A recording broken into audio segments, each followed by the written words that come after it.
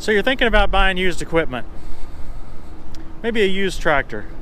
Can't really afford a new one, and you know that they last a long time, so you think maybe you'll buy a used one. Then you get to looking online and you find a YouTube headline that says, "We bought a stolen tractor."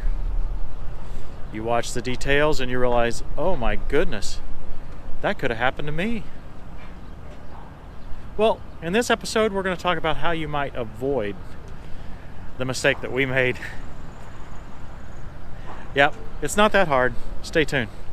So the first thing you can do to avoid buying a stolen piece of equipment is to buy from a reputable auction house. That actually works well. A place like this is Ted Everett Auctions, and they have these bi-monthly auctions where they sold all this equipment. In fact, all this stuff that we're walking by right here sold in the first hour or so this morning, starting at 9 a.m. If you buy through an organization like this, they will have all of the lien potential or stolen potential already resolved. They're heavily insured for exactly that purpose. There is no way they can ask each individual bidder to take that responsibility to vet these tractors. How could you do so? I mean, we just don't have the resources as individuals to look at this number of machines. So if you buy from a reputable auction house or a reputable auctioneer at an estate auction, etc., you won't have any issue. Our mistake, we bought from a once a year kind of a charitable organization type auction, right? We bought through the Reputable Club's annual auction. Never really even considered that to be an issue. For one thing, we thought that they would be reputable just like an auction house.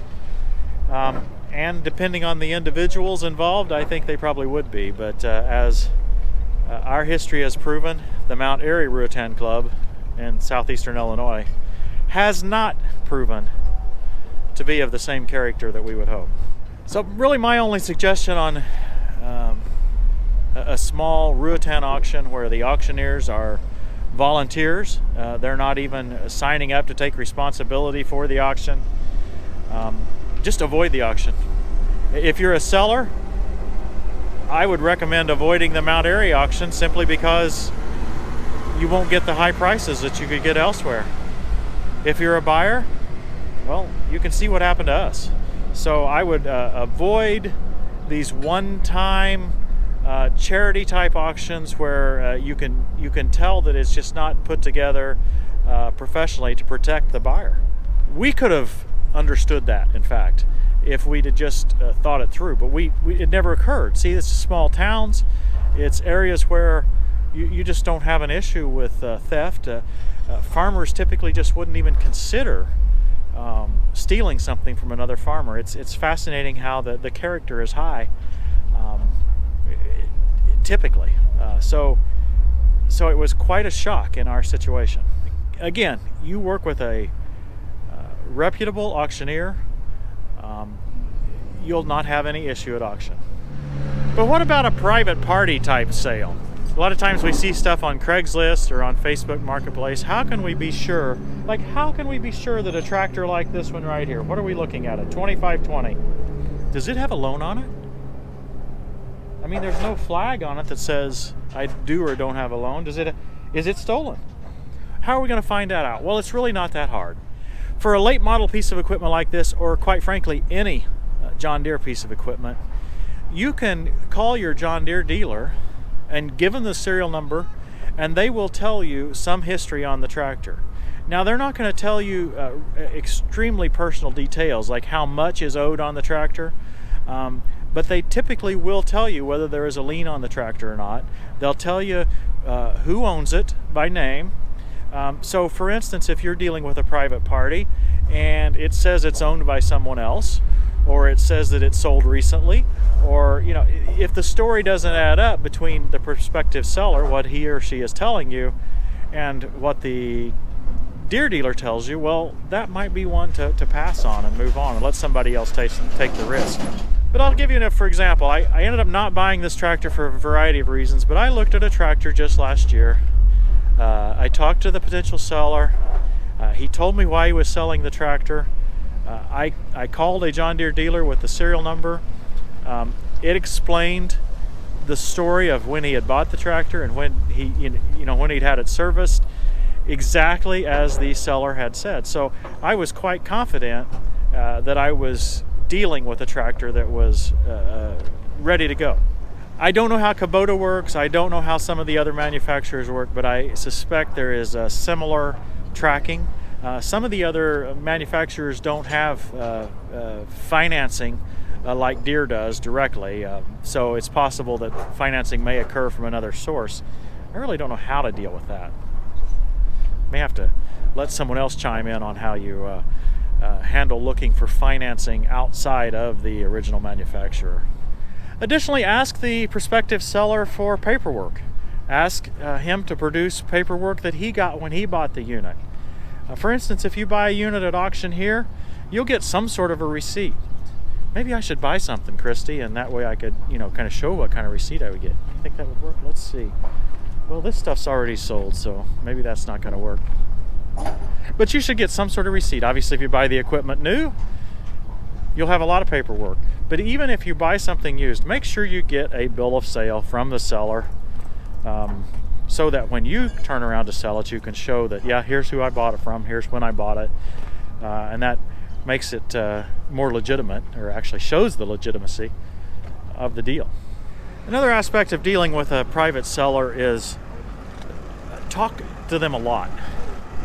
Talk to them about more than just the tractor. Just talk about the weather. Talk about what's going on in their lives. Maybe they're moving and don't need a tractor anymore, or maybe they need a bigger tractor. Why are they getting rid of this tractor? What's really going on with them? Are they a trader? Are they somebody that brokers in tractors all the time? Or is this the only tractor they've ever owned and they just decide they don't need it anymore? What's going on? Learn about that story.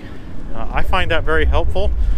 I find it effective in really understanding their motivation. Sometimes I think that actually helps me get a better price.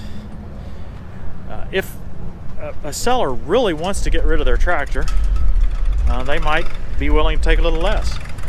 Alternatively, if they know exactly the value of their tractor and they're willing to wait to get the price that they want, well, maybe I need to move on, or maybe I just need to pay that price.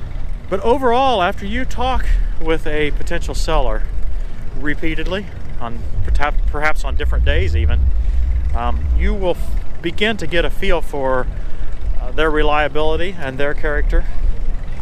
And because of that, you'll learn to either trust or maybe be a bit skeptical of what they have to say. It seems like you're just making a transaction, but you have to be a little bit trusting of the person you're buying the machine from. Look at this 4052R. This machine went relatively cheap too. We saw it sell this morning. It's had a loader on it, but it doesn't now. It's got brand new tires. I still always wonder what the story is on something like this. Why is it selling at auction? Why did the dealer who somehow got a hold of it, or why did it end up here instead of on a dealer's lot? It's hard to ever know, isn't it? This John Deere 48 backhoe went for $2,000. That seems like a bargain if you needed that size backhoe. I'm not sure what that would fit on. I think it'd be like a I don't really know. Maybe that would be a 950 or a 1050, or later, 955, 1055. Do they have a 1055? I'm not sure. I forgot the most obvious way to avoid worry of buying a stolen tractor. Buy one from your dealer. Even a used tractor you can buy from your dealer. You might pay a little bit more buying from a local dealer, but you can definitely be confident that it won't be stolen. Guys, I hope you found that interesting. I hope I've encouraged you to be a little bit careful when you're buying used equipment so you don't fall into the trap that we fell into. But on the other hand, I am not trying to make you so scared that you don't go buy used equipment. You can save some money at times and get perhaps even more what you want by buying used. Oops, this one's got a little extra ventilation. So So take your time. Don't forget the 0% financing and how much value that provides. It really adds up. If you're doing financing, it's hard to beat 0% financing unless you're buying some really, really old machine. This old white wasn't running, and by the time it got out here, it was dragging its loader, so that had to be an interesting scenario. You know, in summary, I'd encourage you to get a little tractor. Whether you buy it new, used, don't steal it. I hope you've enjoyed this episode and hope it provides a little bit of help, a little bit of encouragement to you. Thanks for watching, everybody. We'll see you next time on Tractor Time with Tim.